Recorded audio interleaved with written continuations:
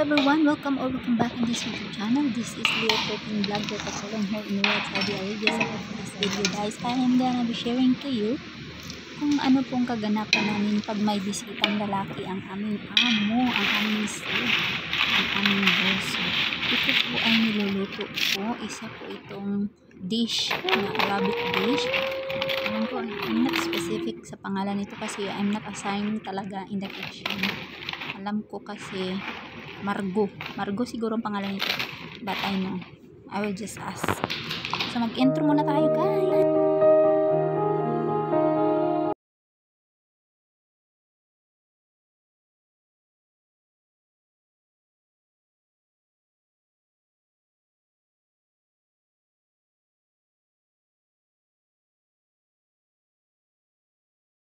Ay nag-a-arrange. Yan pong ginagawa namin guys sa lamisa guys, na plastic na malapad guys, tulad ng kaibigan yung plastic. Char. Shout out muna dyan sa mga kaibigan ng plastic. Anyway, so yan pong ginagawa namin guys, ay naglagay po kami ng supra. Yan pong tinatawag nating supra, sa Arabic po supra. Talaga pag nandito kayo sa Middle East, talagang mai-encounter nyo yan. Yan po ang laging nilalapag nila kapag kumakain sila guys. So, kahit na sa table sila kumakain, talagang nilalagyan ng supra. Ayan. So, medyo mahirap siya kasi mahaba. Ewan ko ba't hindi kasi pinutol. Ayan. Mga inday. So, nag-estimate kami niyan. Actually guys, hindi yan siya lumilipad kasi para lang siya dumidikit dyan sa bildo kasi yung ano namin, yung misa namin, bildo yan. So, hindi pala yan namin sa bildo ng aming employer. So, hindi yan siya dumidikit. Ayan. Ay, hindi dumidikit, hindi lumilipad. So, nagkamali-mali naman tong explanation ng Bisaya, oy. So, mahirapan talaga tayo magtagalog, no? Kay Bisaya tayo, oy. So, ganyan. Ayan, inaanam-anam na namin yan pag-plat. Ganyan. Sing-plat ng ilong ko. Char. Ayan, so, sumubra na dyan. So, iniwanan saglit at pumunta doon sa kusina at hinanap yung pinakaunang ilagay. So, yan po ay underplate. Yan po ay tinatawag nating underplate. So, mga nasa 8 lang yung bisita. 8 or siyam. Yung pang siyam ay magbitbit lang yan ng plato kasi hindi na sila makasali dyan. So, ayan. Tingin-tingin tayo sa camera. And then, nagtanong na rin ako kung anong isusunod dyan. Kasi, pag may bisita, ito po yung aking routine. Nagtutulong ako sa baba kung anong makaya kong itulong. Anong mga gawain. Tulong po ako. Naglalagay ako ng halaman doon sa guest room sa baba. So, yan po. Yan po yung tinatawag nating underplate. Char. Gold plated yan guys. Hindi po yan tunay na gold. So, ang ganda ng bahay nilang amo, no? So, shout out sa mga Abdubulasis family. Char. So, balik-balik na naman ako sa kusina. So, ayan. So, as you can observe guys, medyo nasa ilalim po yung boses natin at tayo lang muna. At tayo po ay nag-over voice. Ayan ko ba kung tawag niyan?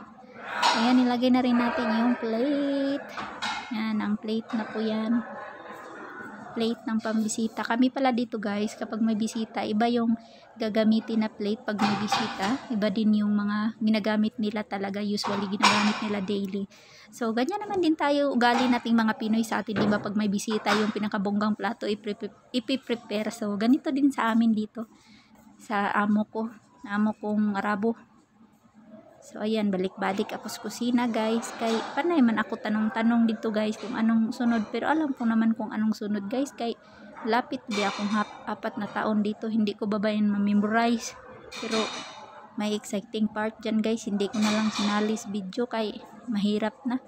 Kakahiya. So, ayan, dinala ko na yung plate para sa yung small plate. Diyan po nilalagay yung mga salad or mga kung ano-anong mga other ulam. So, yung maliit na plate na yan. Wala silang matamis guys. Yan, makikita nyo yan mamaya. So, hinihingal ako. So, tingnan nyo na lang yan dyan guys. Magtingin na lang kayo dyan. Huwag kayong maboring. At saka yung sa mga nagbabalak mag-abroad dyan, talagang nakakatulong tong mga ganitong setup. So ayan, yan na po yung mukha. Yan na po yung mukha na piniprepare natin. Yan. 'Di ba? Bonggang-bongga. Ganda siya tingnan. Tapos pagkatapos kumain yan, para na yung dinumog ng aswang. So ito pala, isa din to sa mga dish nila na piniprepare. Yes, naluto ko yan. May mga gulay yan. Gulay yan na sinlice na maliliit. So nagtulong din ako nag-slice niyan. So may ano yan, may ano pang tawag nito? Oy, may hirap naman mag-overvoice na hindi natin memorize yung ginagawa. Oy, basta kay mga gulay yan. Meron yan ano, meron yan zucchini, meron yan eggplant, meron din yan squash, yes, squash, meron din yung beans, at saka yan dry na tinapay yan siya guys. As you can see, so nalagay yan siya dyan. So sa mga nagbabalak mag-abroad sa Middle East or sa Middle East region, so yan, na-encounter ninyo yung mga ganyan. So hindi talaga ako marunong magawa niyan guys. Magaling lang ako kumain yan kasi masarap kasi yan siya. Paborito din yan nila. Mahilig lang ako kumain yan. Yan, marami pa yan. Dinudugmok lang yan siya guys. Ganyan. Tapos i-overlay na naman yung mga gulay-gulay dyan. So magtingin lang kayo guys. Kaya para maka-relate din kayo ba.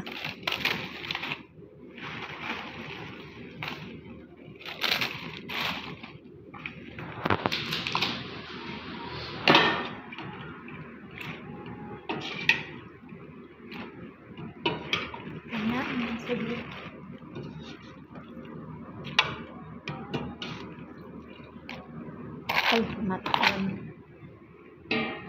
matay na.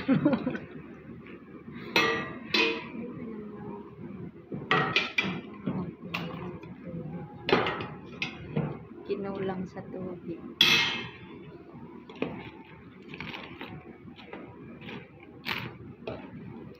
So kailangan pala i-mix.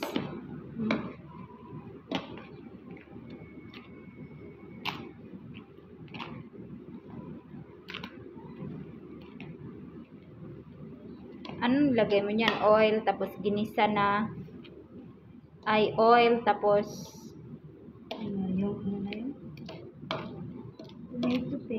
tomato paste, tapos ginisa mo. Ginisa ko na siya. Katapos nilagyan mo ng tubig. Pagkulo sa tubig, nilunod mo na yung mga vegetables. Yung iba. Ginisa ko yung inuna kong ginisa yung carrots, carrots at saka yung isa. beans,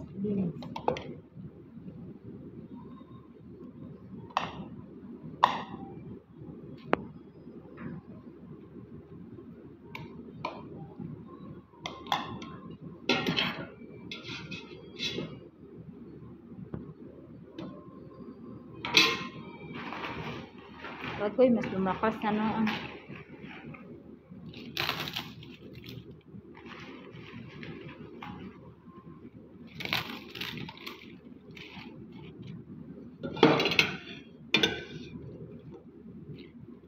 Kinulang yata ng tubig. Huwag mo nang dagdagan ng ano.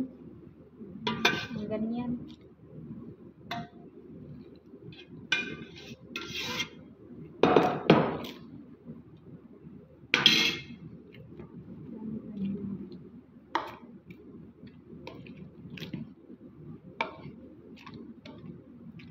Mamiyara, trabaho tapos hindi. Trabaho tapos hindi. Pagandangan ng kanila. Nandyan na trabaho nila.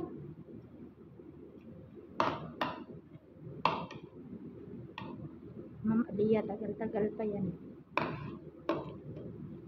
Bakit pambay ka ba niya? Another sim.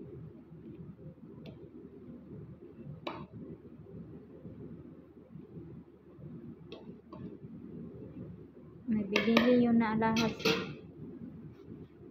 May binili pwede na alahas. 2-3 at saka 2-5. Ano yan? Sibuyas na nilagyan ng black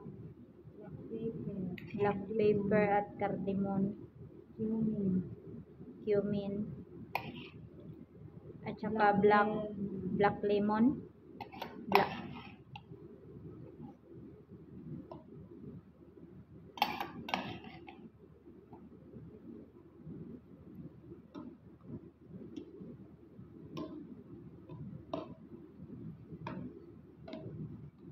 kanina sana yung binidyohan ko na.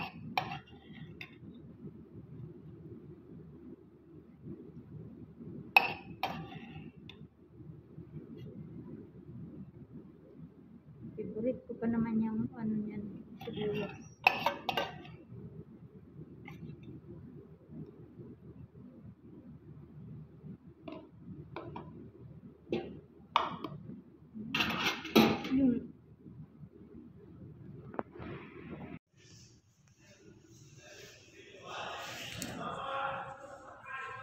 Tawagin ko na sila? Ha?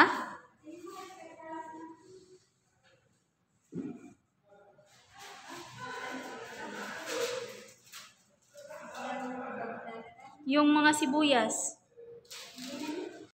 So as you can see, yan na po ang kakainin nila. Yan na po yung plaster nila. So disclaimer lang po guys. Mali ay hindi pala disclaimer. Basta mali yung paglagay ng kutsilyo. Dapat ang kutsilyo magkatabihan sila sa kutsara. So ganyan talaga. Nobody is perfect. Charot. So yung malaking nakita nyo na malaking may foil is pagkain po yan guys na may manok. So thank you for watching.